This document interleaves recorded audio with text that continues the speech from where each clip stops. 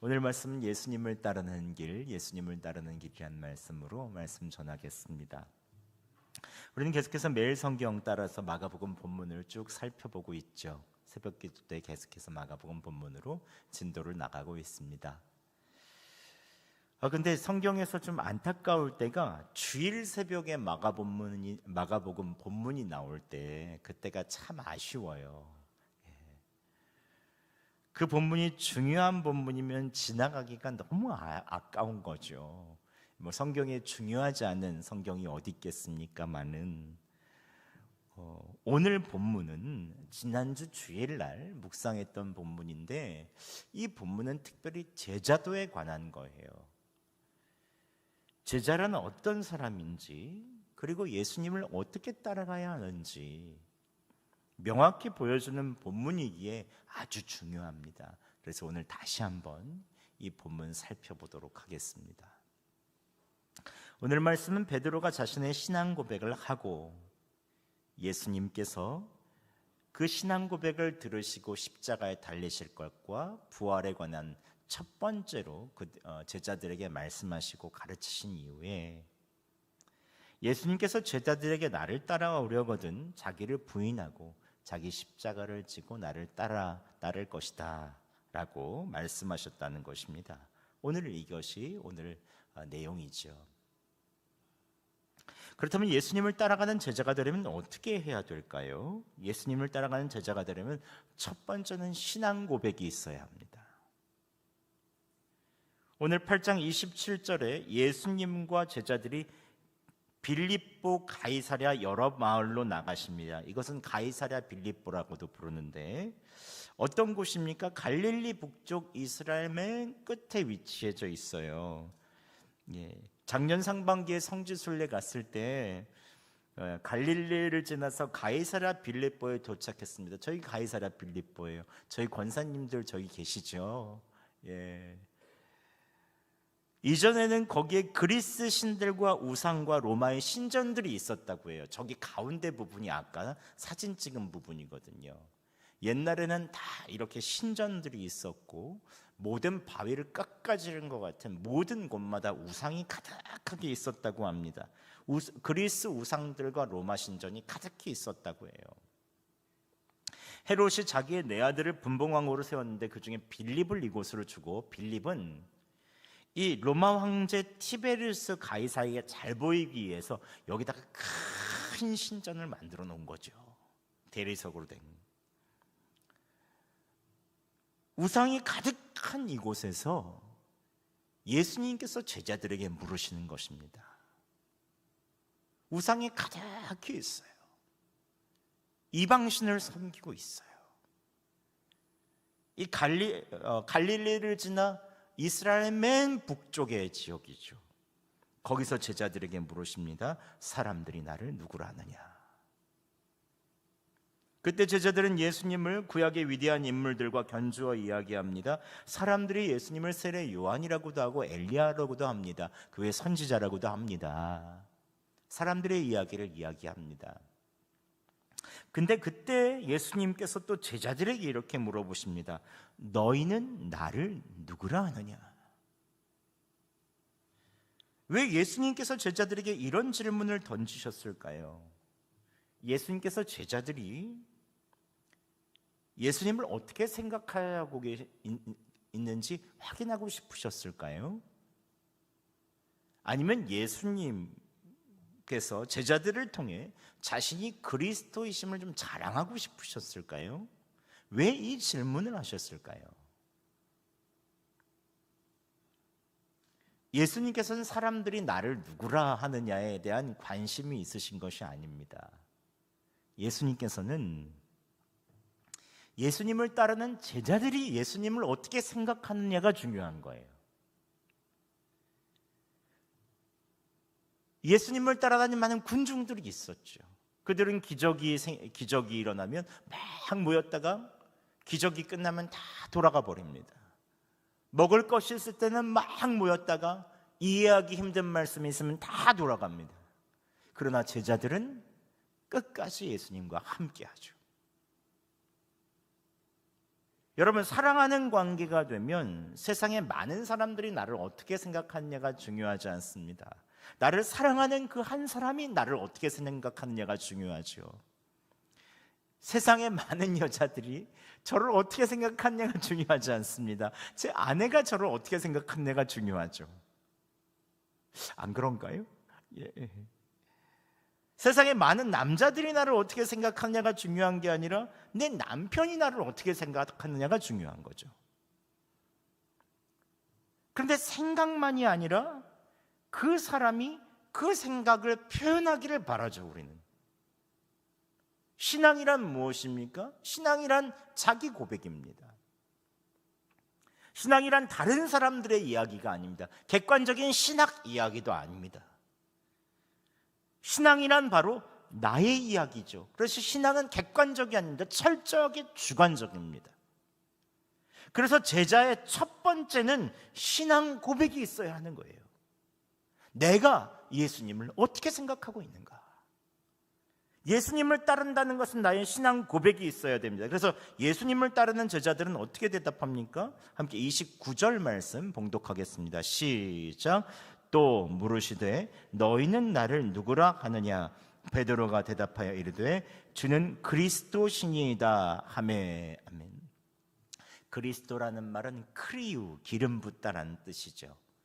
즉 기름 부음 받은 사람은 구약 성경의 왕이든지 아니면 선지자였습니다.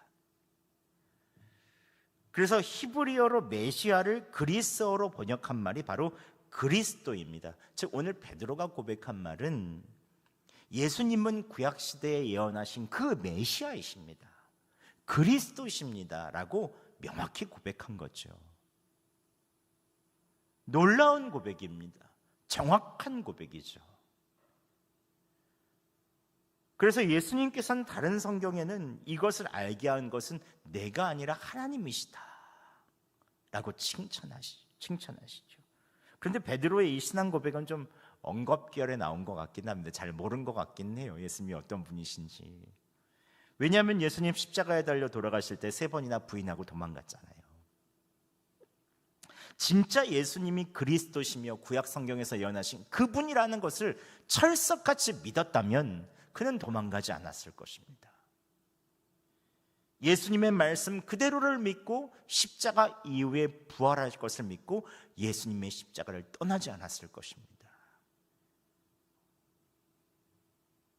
그런데 중요한 것은 무엇입니까? 그의 연약함을 알고도 예수님께서 이 고백을 받으셨다는 거죠.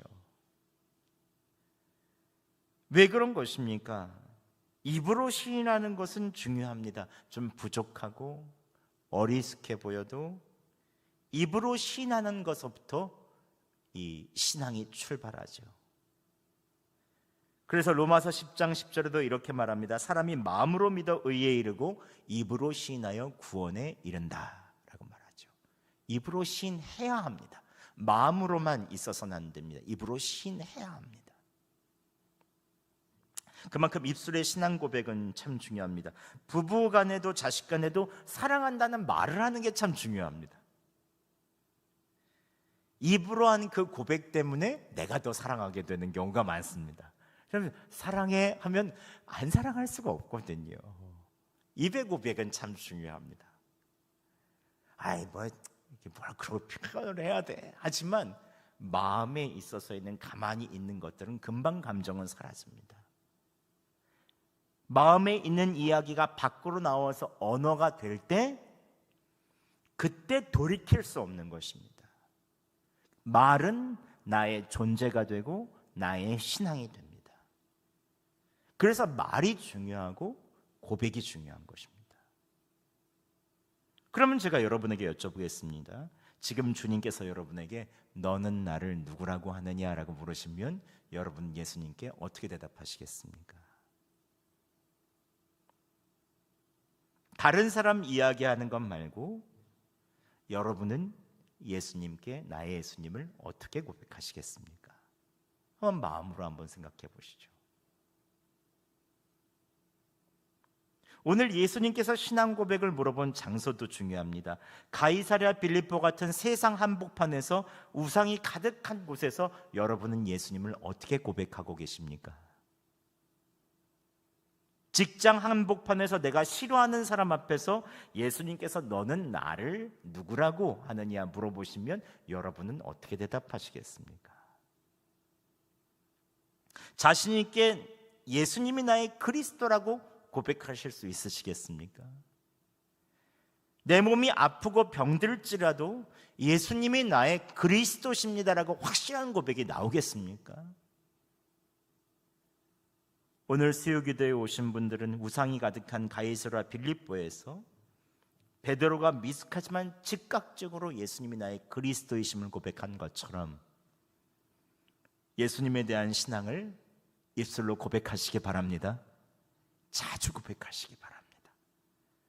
하나님께서는 그 고백 자체를 기뻐하여 주실 것입니다. 또 예수님을 따라가는 제자가 되려면 두 번째는 내 믿음을 장담하지 말고 겸손하게 예수님을 바라봐야 합니다. 베드로가 신앙 고백했을 때 예수님께서 자기의 일을 아무에게도 말하지 말라고 경고하십니다. 그리고 십자가의 고난과 부활을 비로소 제자들에게 말씀해 주시죠. 함께 31절과 32절 상반절 함께 봉독하겠습니다. 시작. 인자가 많은 고난을 받고 장로들과 대제사장들과 서기관들에게 버림받아 죽임을 당하고 사흘 만에 살아야 할 것을 비로소 그들에게 가르치시되 드러내놓고 이 말씀을 하시니. 아멘. 예수님께서 제자들에게 첫 번째로 십자가의 고난과 부활을 말씀해 주십니다. 예수님께서는 그리스도로서 세상의 죄인들을 위하여 이 십자가에 있는 희생을 당하셔야만 세상의 죄인을 구원하시는 왕으로 승리하시기 위해서는 십자가의 고난을 당하셔야만 하죠. 또 부활하셔서 사망을 이기고 우리에게 영원한 생명이 있음을 보이셔야 합니다. 즉 십자가의 고난 없이 부활의 영광도 없습니다. 십자가의 고난이 있어야 부활의 영광이 있습니다. 그래서 예수님께서는 제자들에게 십자가의 고난과 부활의 영광을 말씀하십니다. 그런데 여러분, 십자가와 부활이 받아들여질 수 있겠습니까? 이 당시 제자들에게, 우리야 지금은 다 믿기 때문에 그렇지만 이 당시 제자들에게 정말로 받아들이기 어려웠겠지요. 다 로마에서 예수님 찾아서 로마 제압하고 한 자리 차지하려고 누가 크냐 싸우고 있는 제자들인데, 아이 십자가 지시고 예수님 사형당하셔서 돌아가신다고 하니 이게 믿어지겠습니까? 갑자기 이게 무슨 말인가? 또 한 번도 사람으로 부활해 본 적이 없는데 예수님 또 그 돌아가시고 나서 부활하신다고 하는데 이건 또 무슨 말인가? 이게 믿어지겠습니까? 그러니 방금 신앙 고백을 했던 베드로가 어떻게 말합니까? 32절에 보면 예수님을 붙들고 항변했다라고 나옵니다. 이에 대해서 마태복음에 조금 더 자세하게 이 상황을 설명하고 있는데요. 마태복음 16장 22절 저희가 함께 봉독해 볼까요? 시작. 베드로가 예수를 붙들고 항변하여 이르되 주여 그리 마옵소서, 이 일이 결코 주께 미치지 아니하리이다. 아멘. 베드로가 이렇게 얘기하는 거죠. 예수님 결코 십자가에서 돌아가시는 일 없습니다.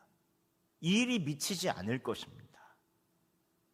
이때 예수님께서 뭐라고 말씀하시죠? 마가복음 8장 33절에 예수께서 돌이키사 제자들을 보시며 베드로를 꾸짖어 이르시되 사탄아 내 뒤로 물러가라, 내가 하나님의 일을 생각하지 아니하고 도리어 사람의 일을 생각한도다 라고 말씀하십니다. 방금까지 예수님이 그리스도라고 해서 칭찬 다 받았던 베드로가 이제 예수님께 사탄이라고 이 혼꾸녕이 나는 거죠. 인간적인 열심과 충성으로 예수님께 나아가는 순간 예수님께서 명확하게 말씀하십니다. 사단아 내 뒤로 물러가라.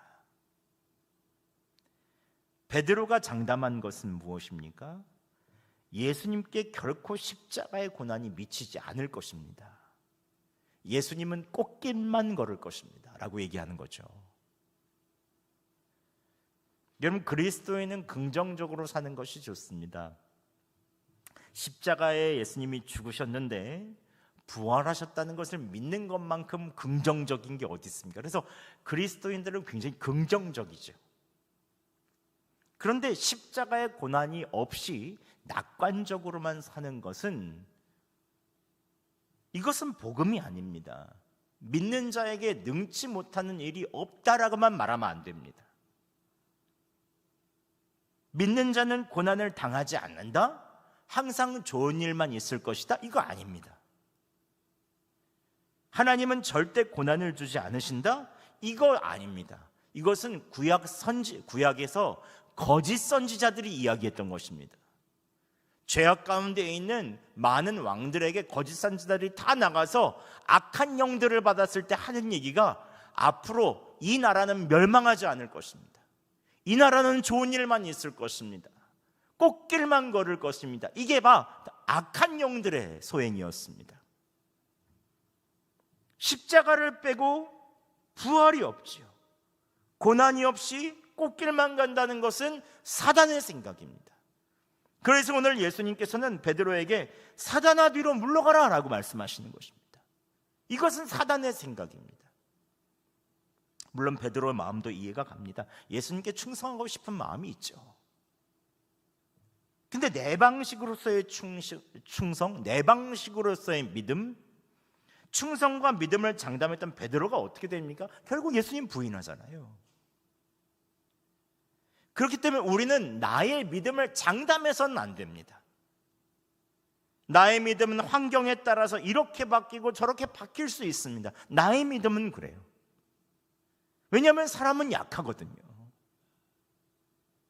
그렇기 때문에 우리가 할 수 있는 것은 무엇입니까? 지금 이 자리에서 겸손하게 예수 그리스도를 바라보는 것입니다. 이거 외에는 다른 것이 없습니다. 그러면 하나님께서 우리에게 주시는 믿음, 예수님께서 주시는 믿음이 우리를 굳건하게 하죠. 나의 열심, 나의 고집, 나의 믿음은 결국 감정이나 여러 가지 부분에 흔들리게 되어 있습니다. 나의 의지는 흔들려요. 고난은 우리에게 힘들기도 합니다. 어렵기도 합니다. 그러나 고난은 우리를 영적으로부터 깨우쳐주고 무서운 죄에서 돌이키게 하죠. 고난은 내 자신을 성장시키는 것은 물론이고, 고난을 당할 때 우리는 상대방의 입장을 이해할 수 있습니다. 고난은 우리가 나에 있는 입장을 내려놓고 상대방을 사랑할 수 있게 해주는 아주 중요한 약재료입니다. 고난이 없으면 우리를 죄악에서 멈출 수 있는 브레이크가 없습니다. 우리가 정신 번쩍 나게 하는 회초리도 고난이고, 회개케 하는 것도 고난입니다. 예수 믿는 사람은 얼마든지 고난을 당할 수도 있고 심지어 망할 수도 있습니다. 시편 119편 71절에 무엇이라고 말합니까? 고난당한 것이 내게 유익이라, 이로 말미암아 내가 주의 율례들을 배우게 되었나이다 라고 말합니다. 다윗은 명확하게 말합니다. 고난당한 것이 내게 유익이라는 거예요. 그것으로 말미암아 하나님의 말씀을 배우게 됐다는 거죠. 베드로처럼 결코 고난이 미치지 않을 것입니다. 십자가는 없을 것입니다. 이것은 뒤로 물러나야 되는 생각입니다. 하나님의 일을 생각하는 것이 아니라 사람의 일을 생각했다라고 말씀하시잖아요. 이것은 예수님의 길을 가지 않겠다는 거죠. 우리가 자녀들을 축복할 때 고난이 미치지 않을 것입니다라고 얘기해서는 안 됩니다. 고난 속에서도 겸손하게 주님을 바라보며 끝까지 하나님을 붙잡을 수 있는 사람이 되도록 우리는 기도해야 되는 것입니다. 이 세상에 고난이 없는 사람은 없습니다. 고난 가운데 반드시 있을 때가 한 번쯤은 오죠. 고난이 나에게 닥치지 않기를 기도하는 것보다 매 순간 겸손하게 예수님 바라보게 해달라고 우리는 간구해야 합니다. 황무지간 옥토곤, 우리의 자녀들이 겸손하게 예수 그리스도를 바라보게 하여 주시옵소서. 적과 꿀이 흐르는 땅이건 광야건 내가 겸손하게 예수님을 바라보게 하여 주시옵소서. 그때 예수님께서 십자가를 지나 부활로 이끄는 승리를 우리에게 선물로 주시는 것입니다. 고난을 지나는 여러분들에게 하나님께서 반드시 승리의 기쁨을 주시길 간절히 바랍니다. 마지막으로 예수님 따라가는 제자가 되려면 마지막으로 내 십자가를 져야 합니다. 34절 말씀 함께 봉독하겠습니다. 시작. 무리와 제자들을 불러 이르시되 누구든지 나를 따라오려거든 자기를 부인하고 자기 십자가를 지고 나를 따를 것이니라. 아멘. 여기서 예수님을 따르는 두 가지가 나오죠. 첫 번째는 자기를 부인하고, 둘째는 자기 십자가를 지는 것이다 라고 말합니다. 제가 참 좋아하는 목사님 중에 한 분이 계신데 우리들 교회 김양재 목사님이세요. 그 목사님 여자 목사님이신데 큐티하는 여자로 유명하시죠. 그 목사님이 자기를 부인한다는 말을 이렇게 말씀하시더라고요. 이렇게 하니까 이게 확 다가오더라고요. 자기 부인이란 내가 십자가라고 생각하는 그 사람 앞에서 나의 누추함과 연약함과 죄악을 고백하는 것입니다 라고 말씀하시더라고요. 근데 이렇게 예를 드시는데 정말 실감나게 다가오더라고요. 이렇게 할 수 있을까? 어떻게 하면 내가 십자가로 생각하는 바람피고 나를 때리고 바위같이 조금도 변할 것 같지 않은 남편 앞에서 나의 부족함과 죄를 고백하는 것입니다. 이거 어렵지 않으세요? 내가 십자가라고 생각하는 잔소리하고 소리 지르고 나를 잡아먹을 것 같은 아내 앞에서 부족함과 죄를 고백하는 것입니다. 또 내가 십자가라고 생각하는 말썽 피고 말 안 듣고 병든 자녀 앞에서 나의 부족함과 죄를 고백하는 것입니다. 이 말을 듣는데 맨 처음엔 누가 이것을 할 수 있을까 싶더라고요. 예수님 십자가 지는 건 너무 어렵다. 그런데 생각해 보면 우리의 십자가는 멀리 있지 않더라고요. 우리가 지기 싫어하는 십자가는 아주 가까운 데 있을 수가 있습니다. 또한 예수님께서 제자의 길에 대해서 35절에 이렇게 말씀하시죠. 우리 35절 함께 봉독하겠습니다. 시작. 누구든지 자기 목숨을 구원하고자 하면 잃을 것이요 누구든지 나와 목숨을 위하여 자기 목숨을 잃으면 구원하리라. 아멘. 우리들 교회 그 김양재 목사님께서 이렇게 말씀하시더라고요. 제가 남편을 위해 생명을 내놓고 기도했더니 저도 살고 남편도 살았습니다.